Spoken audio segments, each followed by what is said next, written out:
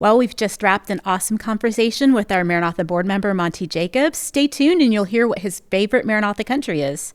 You'll also hear about Monty's travels with Julie during her past life as a flight attendant. Ooh. And we'll also hear about some of the ethical approaches to organizing a mission trip. Okay, let's get to it.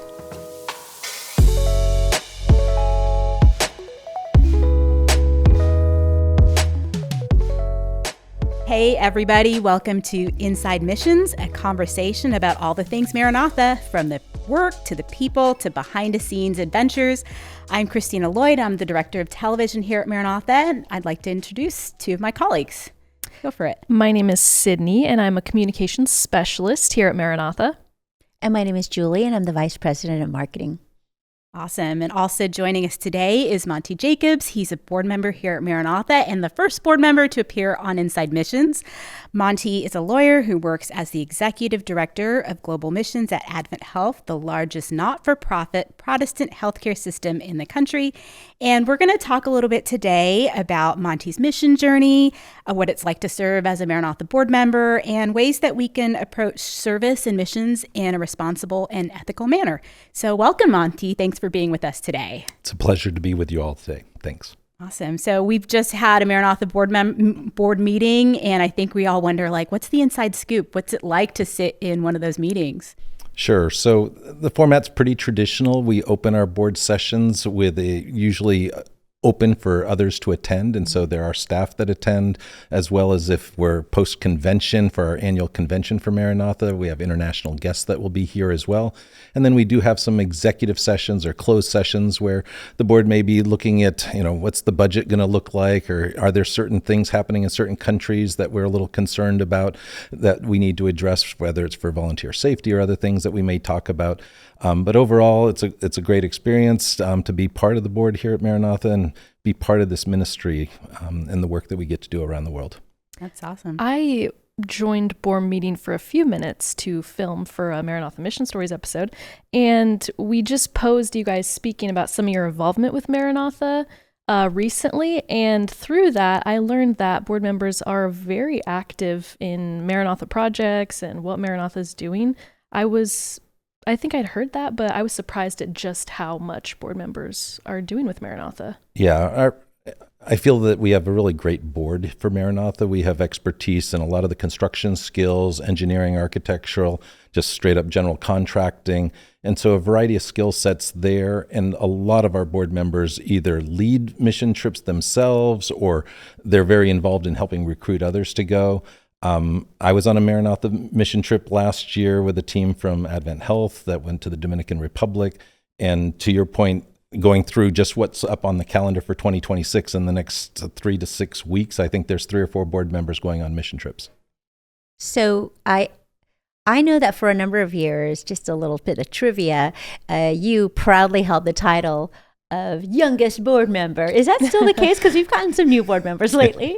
We did a birthday comparison, and it appears that I am still the youngest board member. Okay. Good for you, Monty. Good for you. Thank you. So to tag on, how did you initially get involved in Maranatha? Where does your Maranatha story start? My Maranatha story starts when I was in high school. I went to Tacoma Academy in Maryland, part of the Columbia Union.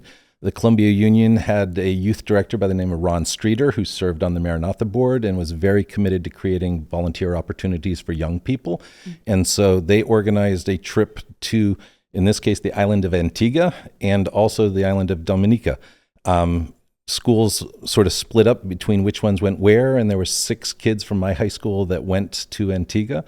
And so I was a junior in high school when I did my very first Maranatha mission project back in 1982. Had you heard of Maranatha prior to that, or was that trip kind of like your first exposure to the organization? That was my first exposure to the organization.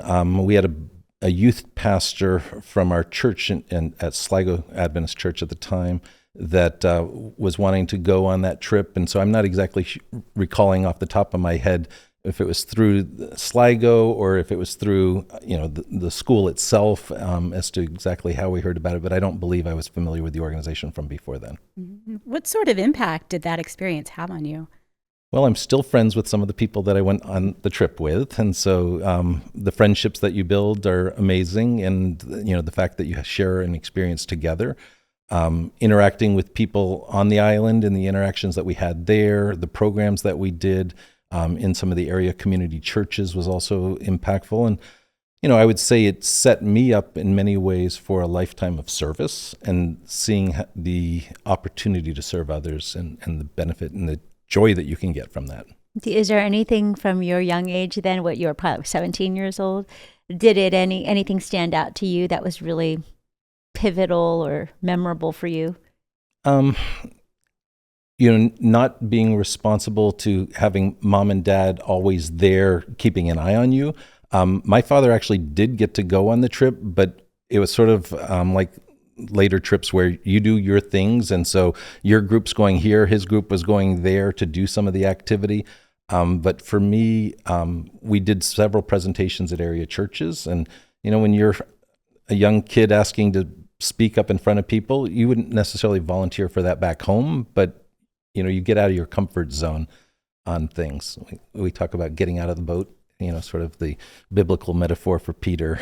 Sometimes to meet Christ, you got to get out of your comfort zone to do things that maybe you're a little uncomfortable with, but has long-term impacts on you, your willingness to try things that you're not comfortable with. You then chose to study law. What influenced that decision? Did anything that you experienced on your mission trip prior to that have any sort of influence on your career path then? I think the opportunity to serve others continues in that vein. For me, some of Micah 6:8, so, act justly, love mercy, walk humbly, that goes right into sort of a philosophy of what kind of law you want to practice, why you want to practice law. And so that had an interest to me. I've always enjoyed history, political science, legal analysis, the critical thinking skills. I wasn't exactly sure what type of law I wanted to do when I went to law school. I would say that I always had an interest in international things, and coming from the Washington, D.C. area, there's a large international community there already. And so my friend group was very diverse, coming from a variety of, different nationalities and things. My girlfriend might have been from a different country as well originally. So those things all sort of play into the idea of international space and what you can do, whether there's a formal practice of international law, okay, go work at the United Nations or some of these organizations, okay, that was a thought, but not necessarily this is directly what I want to do. And at the end of the day, if I didn't ever practice law, but just had those skill sets of critical thinking, et cetera, I knew it was going to be beneficial for me. It sounds like you were pretty open-minded throughout that process. Do you feel like what part of it was, okay, I need to make money, or I need to have fun doing what I'm doing, or was there an underlying desire to kind of circle back and come back to missions like you've done? I wouldn't say that there was an initial thought from a career standpoint. So going through law school, you're like, okay, I want to do this type of work, but then your law school loans start adding up and you're like, okay, I've got some debts that I need to pay. I need to earn some money to pay that off. And so for me, I ended up in a fairly large firm practice for first 6-7 years of my career. And it's like, do I really want to stay in this kind of an environment? And made a decision to set up my own law firm, and joined with a classmate from my days at Andrews University, who was also in solo practice at that time, to create an immigration firm. And doing that work, again, you're serving people in a way that makes a tremendous impact on their lives. And so that was a very enriching time for me to be able to do that. And that's really when I started rejoining Maranatha, as well as with friends in creating mission trips and doing that with our church back in that time period. So that would have been, I guess, early 90s that I started getting back into doing Maranatha mission work. So it was when you opened your own practice and started working with immigrants and that whole process that it kind of rekindled your connection to missions? I would say actually I got going back to missions prior to setting up my firm, but it was a continuation. So I want to say 1992 was when we did our next mission trip, I'd just recently gotten married, had a bunch of friends, and we're like, yeah, we need to do something like this. It was the Catalyst program before there was a Catalyst program for young adults kind of thing. And so we did a trip with Maranatha to Guatemala, helped build a school there. A couple of years later, we went to Mexico, helped build a school there as well in Ciudad del Carmen. And so that then led to the time period that I started my firm. I actually am curious because you're mentioning that you went back to missions when you were a young adult. Was one of your great friends from childhood through college is Kenneth Weiss, who's our chief operating officer back then, and he was hired on as a vice president from the beginning. Was he part of Maranatha when you started going back to mission trips? Was there that connection there too? Or no, not yet? He came after. There was actually a previous vice president at Maranatha who I worked for when I was at Andrews University, a person by the name of Debbie Case. And so I worked in the finance office at Andrews University, and she was one of the leaders there in the finance department. And then she joined Maranatha. And so it helped keep me aware of what was going on. It's a really small world. It really is. Years ago, Maranatha extended an invitation for you to be a part of the board. What made you, I guess, talk about when did that happen, how long you've been on the board, and what made you accept that invitation? So I always knew I wanted to do more of this type of work. And so from a church standpoint, really trying to encourage young people to go because of the meaningful experience that I had. I felt like it was valuable and wanted to encourage others to have that same type of experience. So organizing mission trips to help others go was something that came sort of naturally. And, that's more or less how all your group projects start with Maranatha, right? You have someone who's willing to take on that leadership role to coordinate things. Kenneth had joined Maranatha at that point in time. And so I'd been, practicing as a lawyer.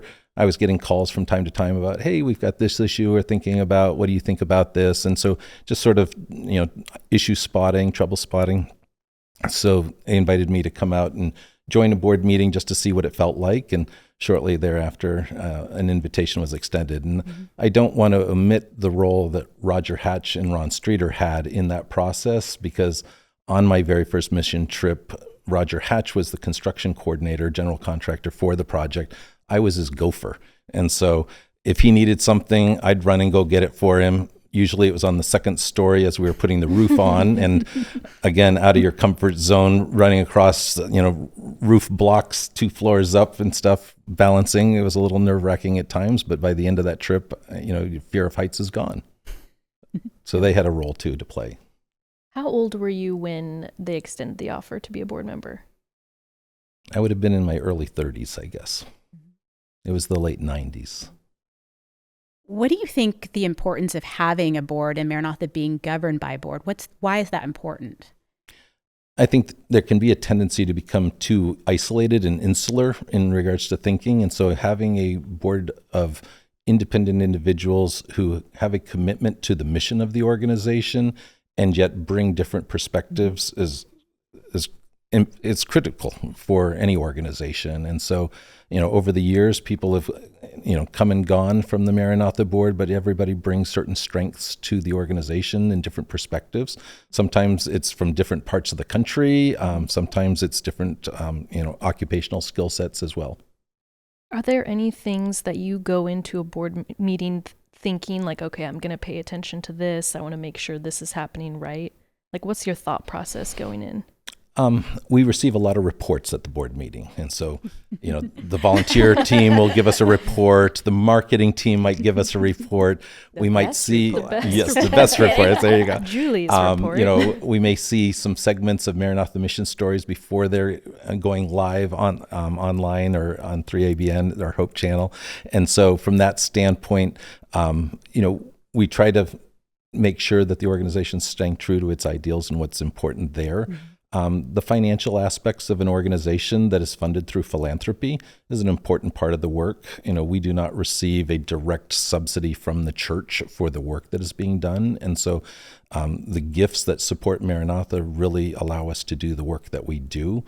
There are times when there's certain things that have come to our attention, like, oh, hey, the country conditions are changing here. is this appropriate for us to want to take volunteers?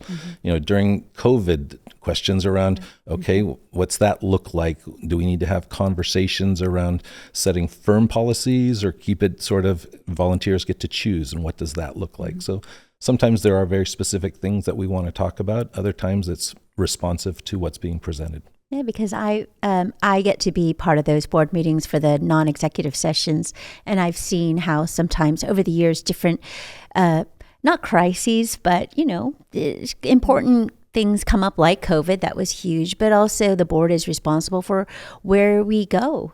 Which countries we enter, and sometimes there are debates about whether or not we need to remain in a place to continue working, or if we need to move on to a new place. How do you, what are the things that you're looking for when we talk about which countries we should enter next, or why we should stay or why we should leave? Yeah. I know when I first came to the board, for the most part, our work was in Central America, a little bit into South America and the Caribbean.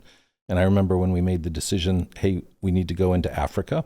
And Mozambique was the first country that we chose. And, for those that don't know, Mozambique is a low-income country with a lot of economic challenges. And so we probably chose one of the harder countries to go into at the beginning, partially also because it's Portuguese language in that country. And so it's not an English language country naturally. And so you have some of those additional communication challenges just to be able to work in that space.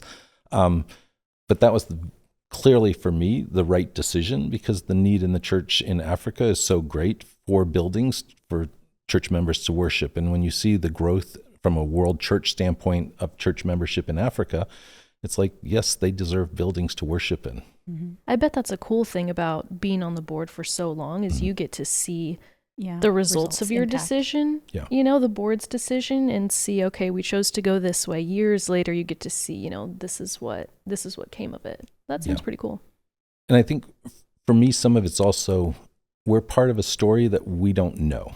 And so my church in Maryland at the time, New Hope Adventist Church, in 2008, we took a team of about 40 to help build a school in Mozambique early in the campaign. And that it had an impact on our church. We raised money for scholarships for many years after that. There was 3 Brazilian teachers that came over to teach at the school. We interacted with them for a period of time. I'm still friends with them on Facebook. I know that's something that most people aren't on anymore, but we still, yes. But we did a sort of a little yearbook of sorts for the students over there. A couple of us went over a couple of years later and took pictures of the kids and created it for them. And the stories that went with those kids and the way their lives are being impacted by the education. And now I think about it, those kids are in their, post-college potentially, and I don't know what they're doing, but I know that that school's giving them a chance for a better future. Absolutely. Yeah, I have that. I don't have the same level years of experience as you do to look back on that, but I feel that way sometimes about volunteers. Like when we're on Ultimate Workout, and then I become friends with them on Facebook, and then you kind of watch them growing up. And there's a few kids that I've seen have families from more than 10 years ago when I first met them on an Ultimate Workout. Now they're married and they have kids, and kind of just seeing their lives develop is a really neat thing that social media allows us to have, but also that these chance encounters in other countries and other places help us to have too. So it's really beautiful, I think. Yeah, it enables you to build a lot of connections that you otherwise would never build. I think that's a really cool thing. And you also get to see Maranatha staff grow up through this process. Yes. So there was a teenager involved in Mozambique by the name of Elmer Barbosa. And now seeing the role that he continues to play in Maranatha and the work that he's doing in, whether it was Brazil or Peru or Paraguay or different places where he's worked. And back then, this was, his first start in being involved with Maranatha was running all over the country of Mozambique, helping get churches and wells and things of that nature put in. Or like that kind flight attendant in Cuba that served you snacks. Now she works at Maranatha too. I still have a little bit of concern about her training, because when we were landing at one of the airports there, my seat back was reclined and my tray table was down, and she did not. Said nothing? She said nothing at that time. I feel like I don't know what we're talking about right now. I have no idea what's going on. There was a trip to Cuba that several of the board members and as well as the General Conference World President Jan Paulson going for dedication of churches. And a certain newbie Maranatha worker named Julie Lee was on. Was on that trip, and we were puddle jumping from one part of Cuba to another, and we had a small airplane that we were on. It was a commercial aircraft, but they did not have a flight attendant, and someone was self-appointed, I guess, to help serve as that flight attendant on that flight. And It's always the youngest female. Happens to me everywhere I go. I remember that happened to me in Africa. They saw me and they were like, will you come help cook in the kitchen and serve all of these male church leaders? Leo was with me, and Leo, our videographer, and he was laughing. But anyway, yes, I apologize. That could have been a real hazard if we had a rough landing. But you know what? I had faith we were going to make it. So what did you do, though? You served snacks? Or I don't even remember, like, but I know that Monty Monty always always makes safety fun of me. presentation. He always teases me about that. But no, I don't know. I think I just served. Yeah, I think there was a tray that we had because we Mm-hmm. had limited time for meals and things. And so during this hop from one church location to the next, it's like, okay, we have to eat. So here and, Yeah, I had many. I'm like, where did she get the snacks from? It was her personal her personal stash. Everyone gets gummies and trail mix. Hope everyone likes trail mix. So in your opinion, what makes an effective Maranatha board member? I mean, you have a really diverse group of people, but when you really sum it down to the core, what makes those people effective? I think a recognition that this is God's work that we're doing here. And so it's not about us as individuals. Our egos, shouldn't come into play in the work that we're doing. And so that heart of service, that commitment to the mission of the organization to build people through the construction of urgently needed buildings, and what does that mean? And there's different forms that can take. And so, the organization has modified some of the things that we do. We sure build a whole lot of buildings without volunteers today that we didn't, but that's also because of the skill set, again, of the board members, whether it's the architectural designs that we're able to do, programs like the One Day Church and things of that nature are important to allow us to accomplish that mission more, right? There's so much work to be done around the world. There's so much need for buildings, and it's not the buildings themselves, it's the people that will utilize those buildings. Now we're going to take a little break in our conversation and do some rapid fire questions. So, first question. It's like a test. Maybe Julie knows the answer to this, but what is your must-have snack while traveling? I'm actually a pretty low, what's the word I'm looking for here? I don't really have a lot of needs when I travel. And so I usually will throw in a couple of Cliff bars or protein bars just in case there's, an extended break between meals. And it's like, okay, I just need something to tide me over, but I don't have like a must-have. Okay. Meh.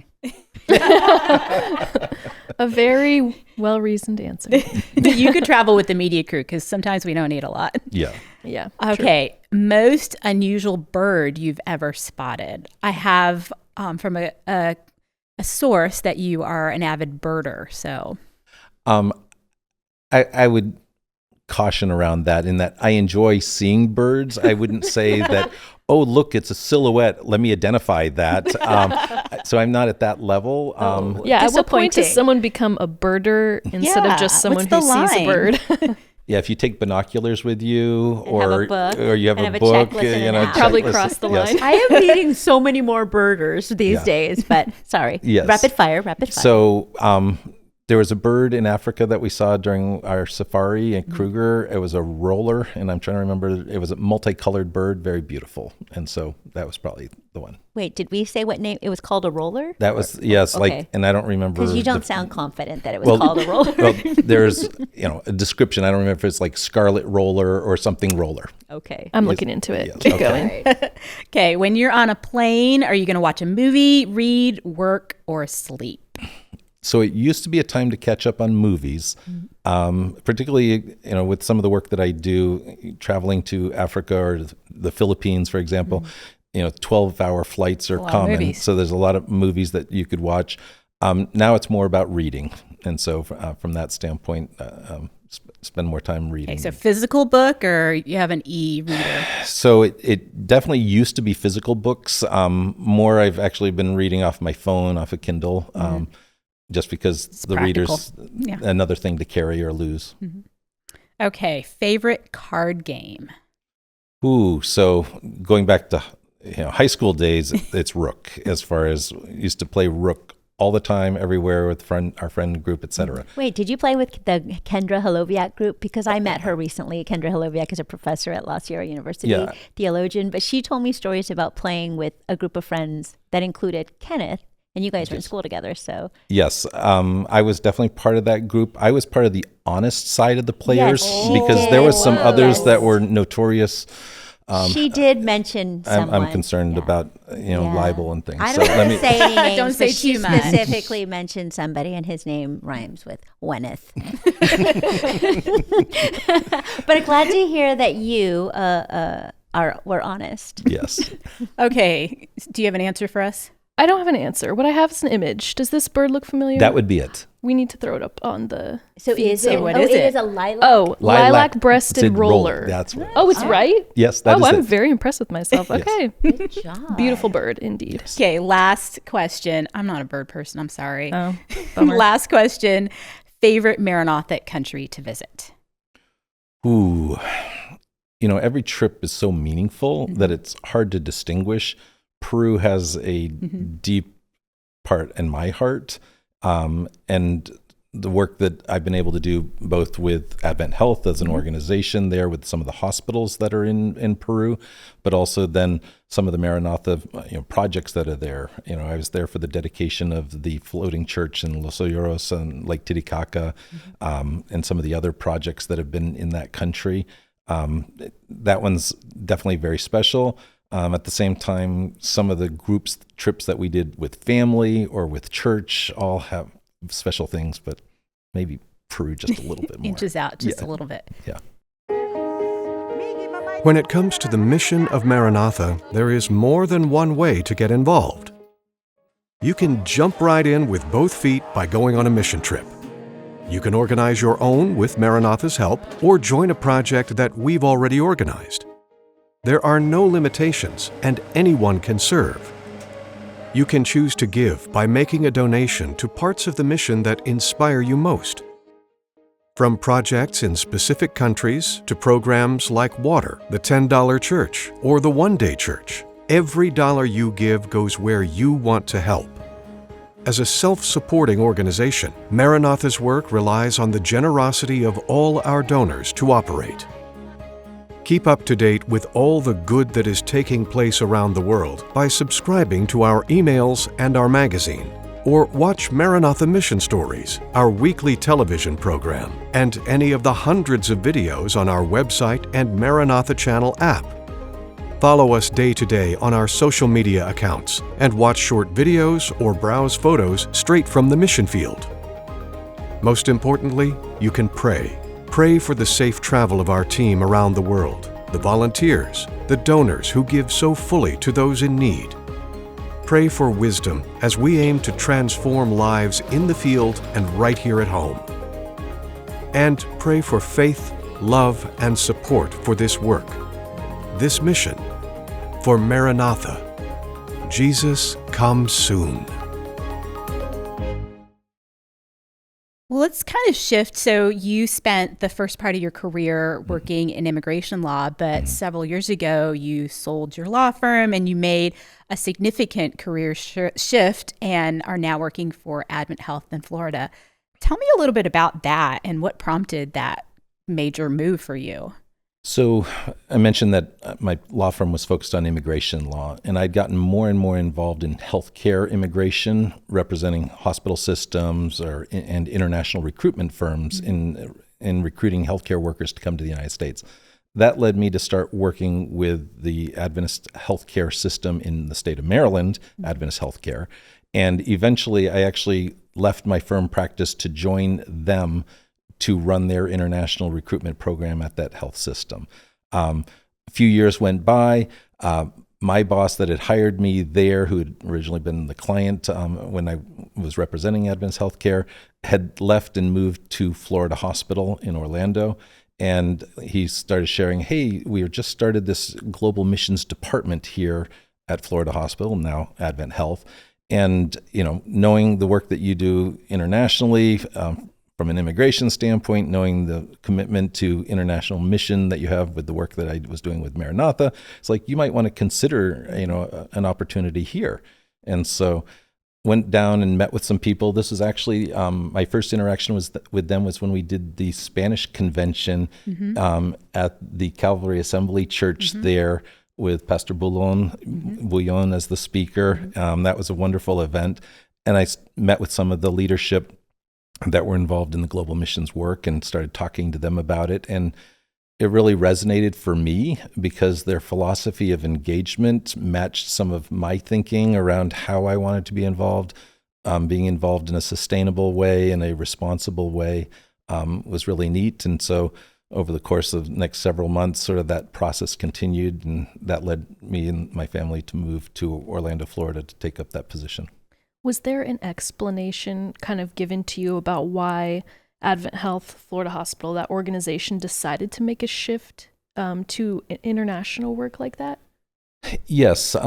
So this was about 2011. So the earthquake had hit Haiti in 2010. And so January 2010, I actually had been supposed to be flying to Haiti the day after the earthquake had occurred. Our church in Maryland was involved with an orphanage down there. We had a group going down. We'd already printed our boarding passes out, and the earthquake hit at like 5:00 in the evening, and suddenly, chaos erupts in the country of Haiti that, they're still struggling to recover from today. But with that Florida hospital being so close to the Caribbean, having lots of Haitian employees, we have to be involved in helping there. And they'd already been looking to bring some of these resources together because you had maybe one campus that was involved in doing some work in Jamaica, or another part of the organization was doing some things in Peru, but it wasn't centralized and organized. It was, okay, this leader is doing something here in addition to their normal work. And so they got to a point where they said, we really want to build a culture of volunteerism and service among our employees. Our mission for AdventHealth is to extend the healing ministry of Christ. And so we want to give our employees the opportunity to engage in that. Let's create this department where a team can be full-time focused on doing this type of work. And so when we started, there was 5 countries that we were initially sort of already involved in. And those were the initial mission partners that we started to work with. Wow. You had mentioned a philosophy of service that you wanted to explore and bring to the hospital. Could you talk a little bit about what that philosophy is? Sure. So, we want people to experience the mission of the organization in a tangible way. And oftentimes when you're in healthcare in the United States, it's, okay, here's another patient, move them through the process, through the ER, through the urgent care center. How can we help them connect with what it means to extend the healing ministry of Christ? And so from that standpoint, creating those opportunities is an important part of why we were created, as well as we are part of a world church that's been involved in healthcare since its founding. And so some of the work that we do is how can we strengthen other hospitals overseas that are in low middle income countries that may be struggling with, okay, what does it mean to provide healthcare in a country where there isn't Medicare and Medicaid available, or just the resources to pay for care economically is a struggle for people. And how can we help strengthen these institutions that may have been started by missionaries 100 years ago, but are still struggling to survive today? And what does that mean? Now, when it comes to involving AdventHealth employees, they represent a really diverse group of people. How do you go about cultivating mission experiences that are inclusive but still convey the mission that you're wanting them to experience? Yeah. I think we're blessed at AdventHealth to be very committed to our mission as an organization. And during orientation, people know that we are a faith-based organization. They know our mission statement, and that attracts people that that matches up with their philosophy as well. So already we're starting from ahead. It's not that anyone's like, oh, and by the way, we're going to have prayer and worship on a mission trip. It's like, no, they're used to having that within our organization. And so from that standpoint, you're sort of starting in the right area. Mm-hmm. But the opportunity to have those expressions of mission in a way that can be personally important. I've had volunteers go on trips that, they come back and they say, this was life-changing. And it's like, well, what do you mean? It's like, well, now I've decided to pursue becoming a nurse practitioner because I want to be able to do more for patient care than I can just as a nurse in a certain specialty area. And so they change their career path by some of the things they've experienced on a mission trip. Sometimes we have chaplains that go with us on a trip. Sometimes we don't.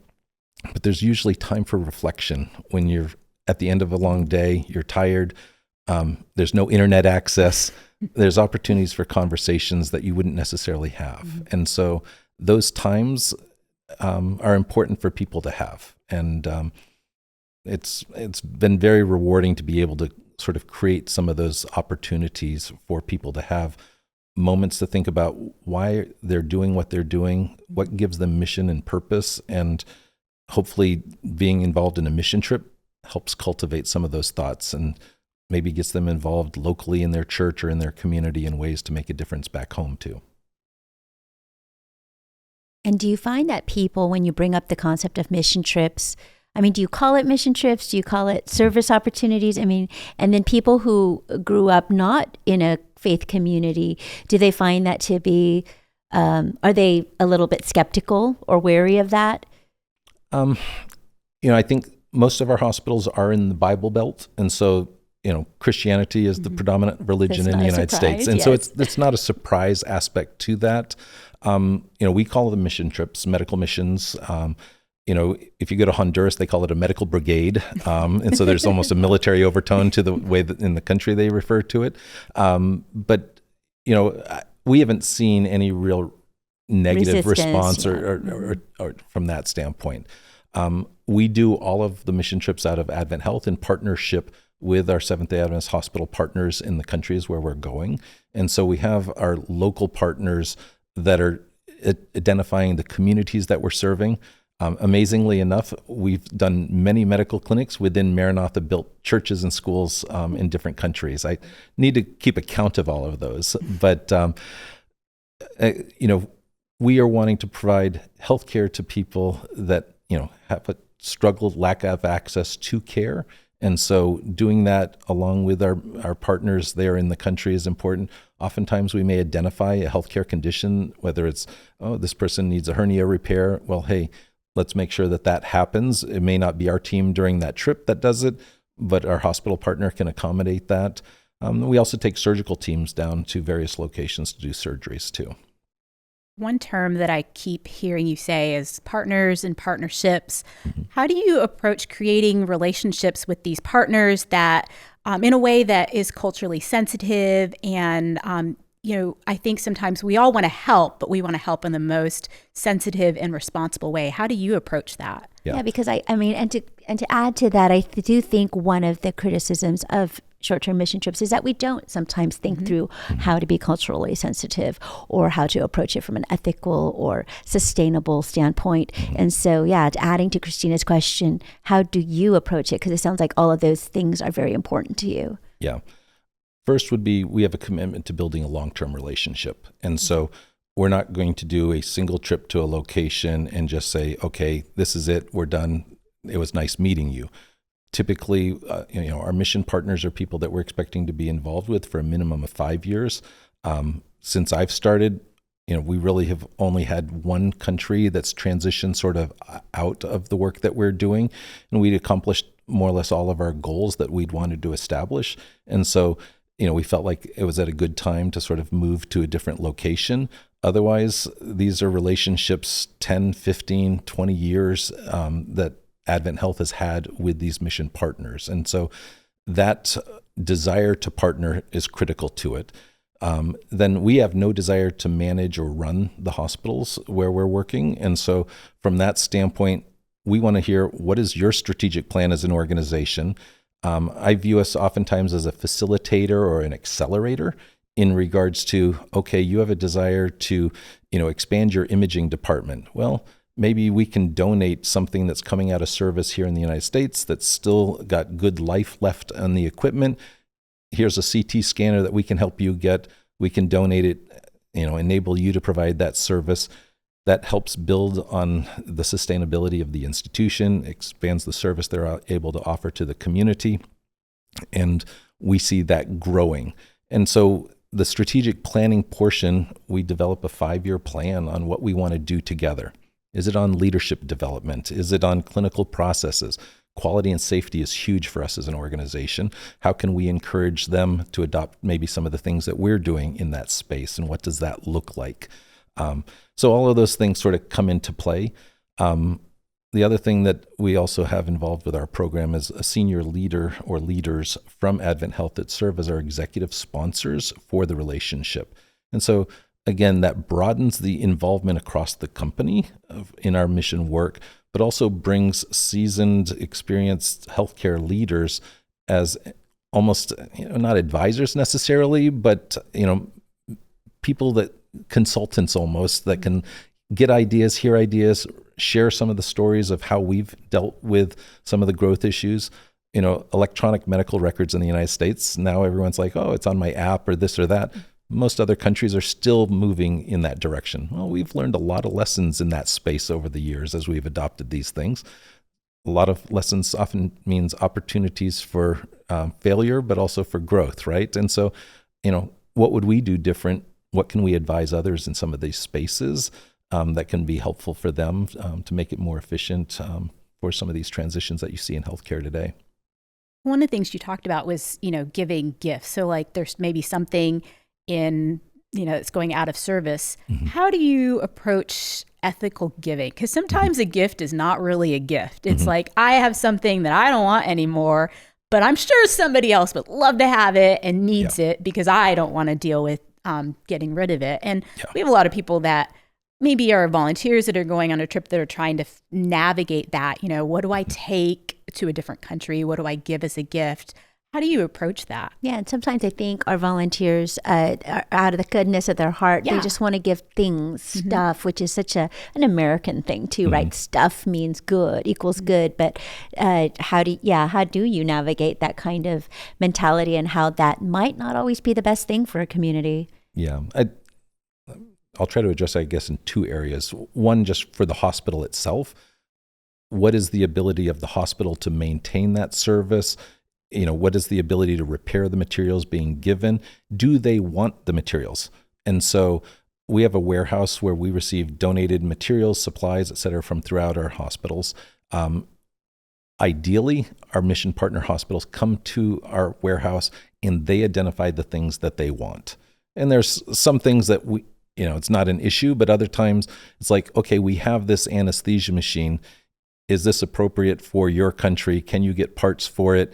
If their biomed person comes up, that's awesome because they'll be like, oh, yes, we know how to service this. I know how to find parts for it if it needs repairs. Then you feel like you've got a good situation for sending something to them. The less ideal situations where, okay, I've got a pallet of miscellaneous stuff. Yeah. Mm-hmm. And we like to say we don't want to send junk for Jesus because it's like, okay, just because it could fill a landfill in the United States doesn't mean it should fill a landfill somewhere else. Mm-hmm. And so ideally, everything that we're sending, the receiving institution is like, yes, I want that. Yes, I want that. Yes, I want that. So it's, they're getting what they want. The other side of it, sort of on the volunteer side, there's always needs in places around the world. And so, is it making a huge difference for us to take down things to give to a random person, or can it be channeled through the church community or others? In the United States, we have Goodwill locations, we have thrift stores, et cetera. It's not uncommon in our country, right? Well, how does that work in that country, right? And can it be channeled in a way so that it can be done appropriately? That would be sort of my recommendation is, can our local partners assist us for distribution, for identifying what's of greatest needs? Mm-hmm. I remember walking through your warehouse there with all those supplies, because I interned at AdventHealth and spent some time with your department. And prior to that, my mom's a nurse. And so I remember her telling me, like, after work a lot, that they have these kits for different procedures, and there's certain items in that kit that are in sterile packaging that hasn't been used or touched, but because of whatever regulations, those need to be thrown out. And so then when I remember walking through your warehouse and seeing that you all are actually organizing these things so that it doesn't go to waste, but it can go to a place where it can be used effectively and efficiently, I was like, okay, something that didn't make sense before, kind of the wastefulness that I saw in the healthcare system, I was like, okay, this seems like an answer to this. And I was like, oh, okay, like this makes sense. And I was excited about seeing that you guys were doing that. Yeah. No, we actually have volunteer events typically twice a month where volunteers will come to our warehouse to help us sort things by expiration date, high need, low need. We have some other nonprofit partners that if we don't think we can use it, we can donate it to them. They have additional channels of distribution so that it's not being wasted from that standpoint. Again, the volunteers that can't necessarily go on a mission trip, they can volunteer with us on those days. And we often have team building events where another department within the hospital will come and volunteer to help. One area that we've been doing a lot in lately has actually been in the IT space. As a large organization, we have a lot of computers that get turned over from year to year. And so we've been able to have teams come in after the hard drives have been wiped and everything removed, cleaning them up. It's amazing how many people put stickers on their laptops and just returning them to a good quality condition, making sure that the Windows has been reinstalled and that it's in good shape, and donating those to schools, to our hospital partners. We actually donated laptops for all the pastors in the Ecuador Union for one of the projects that we did in working with the hospital there in Ecuador. Yeah, your story about the medical equipment reminds me of something I learned when I was in my 20s. I had gone on a Maranatha mission trip, or I had gone on a work trip to the Dominican Republic, and really fell in love with this one congregation and the people who were leading that. And I remember them saying that they really needed a piano. They needed a piano for their church. And my husband and I had just sold a home and had some money that we wanted to give toward mission. So I, in that moment, said, I want to buy them a piano. And I mean, we're not talking about a grand piano. It wasn't a super expensive one, but Don Noble, the president, he helped, and our local contact there helped us to find a piano and deliver it to that church. Well, they told me the story that as soon as they got it, they said, well, where do you plug it in? And I remember thinking, what? And I remember thinking, as a person in my 20s, just thinking, well, I got them something better than an electric keyboard. But when you think back on it, it was near the ocean. Just having a piano myself now, the cost of tuning it, whatever ocean water will do to a wooden instrument. And the way the culture is that they want an electric piano. They hook it up to a sound system. And all of that just really taught me about what I think they would need or want is not what they want and what they need. And we see that even now with us sometimes off volunteers or anybody offering to purchase pews. And sometimes they say, oh, could we get plastic chairs? Because the way they do church is different. They rearrange that space, they want to stack them to clear it up or do small groups. And it's something so important to be aware of when we're gift giving, that we listen to the specific needs of the people there rather than imposing what we think, what we're imagining in our own heads of what it should look like. Mm-hmm. No, totally agree with you on that. The communication and that longer relationship so that people feel free to have sort of those conversations about, hey, no, actually that pew isn't what we want. Mm-hmm. Sometimes it takes a while for them to feel comfortable to sort of push back on something like that. It is also something that I appreciate with what Maranatha does, is that we are responsive to the needs of the local churches, working with church leadership in country, so that it's not people here in Roseville, California, that are making decisions in a vacuum. It's okay, here's what the church leadership is wanting. They're talking with the local congregations. We're making site visits and things. And so all of that sort of comes together to hopefully avoid those electric piano versus regular piano conversations, right? analog pianos. So do you see any interplay between your role in missions at AdventHealth and your role on the Maranatha board here? Do you see, those two positions informing each other, like the decisions that you make and the things that you learn at one, maybe informing some decisions or how you approach things differently in the other space? Mm-hmm.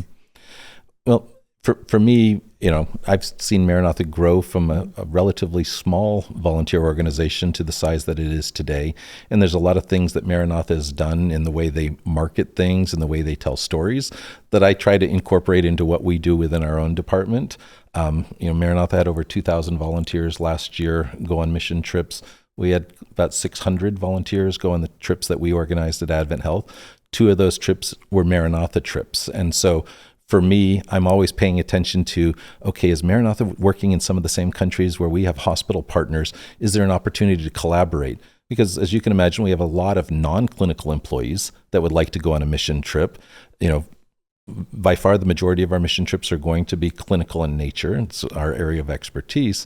But can we do some things? And so being involved in the Dominican Republic with the Ciudad del Cielo project there, the Which school. was a large-scale school that Yes. we recently completed. And so that we took 2 teams down there to that project. In Pucallpa, Peru, there's a school project as well. Our hospital's out of Kansas City. We're doing a medical campaign in that community as well. And so we were able to have people volunteering on that school construction project. So sort of being collaborative in nature, even though we're sort of a little bit parallel in space. Maranatha does medical missions as well as included as part of the construction trips from time to time. Our focus is primarily on the medical side. Maranatha is primarily on the construction side, but there's room for extra things to overlap. And then, okay, what can we do in that space? Yeah, but I loved that. Sydney, you went on this project that he did that Monty collaborated with Maranatha and introduced us to a man who was in your IT department, I think. And what you just mentioned, opening up the door for people who are not medical professionals to experience service too. But they're as much an important part of your hospital, right? Just as much as the nurses and the doctors, they're helping to make things run. And I loved that you gave them an opportunity to be part of the mission program that the hospital offers in a capacity that they could do. They may not be able to do surgery, but they could help us build a school. And I thought that was really cool that you were able to partner with Maranatha to do that for your team.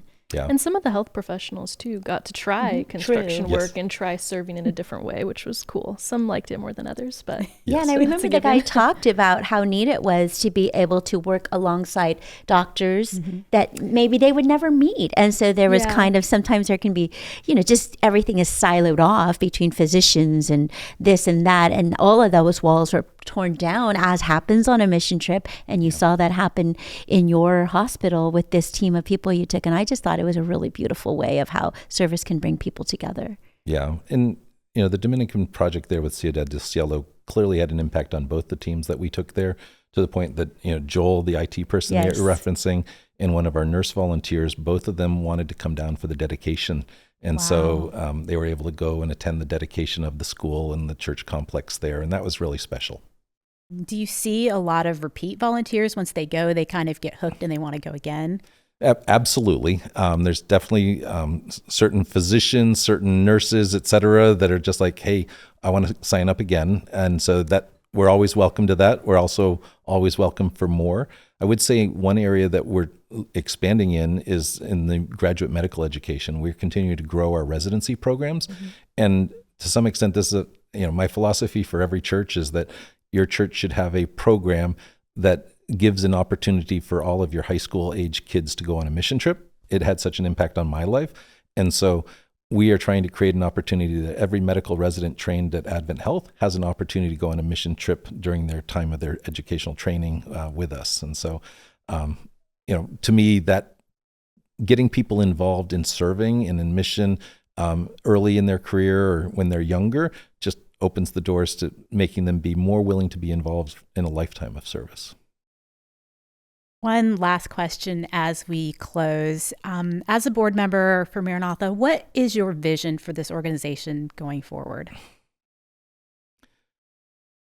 Continuing to follow God's leading in what he wants us to accomplish, creating opportunities for service and accomplishing, God's will and what that means. The building of people can vary over time. And so, people go on mission trips and they always say, oh, I'm going to serve others, and I was changed more than the people that I helped.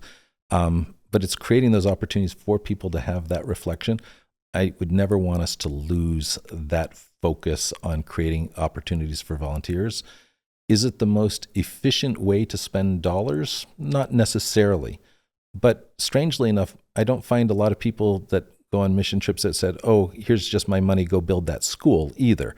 And I know for myself, my life has been enriched by being able to go meet with people, continue to maintain relationships with people in communities where, I'm part of God's larger story for that community because of that block that I laid or that patient that we touched. And so I would never want Maranatha to lose that focus and that desire to serve others through our volunteers.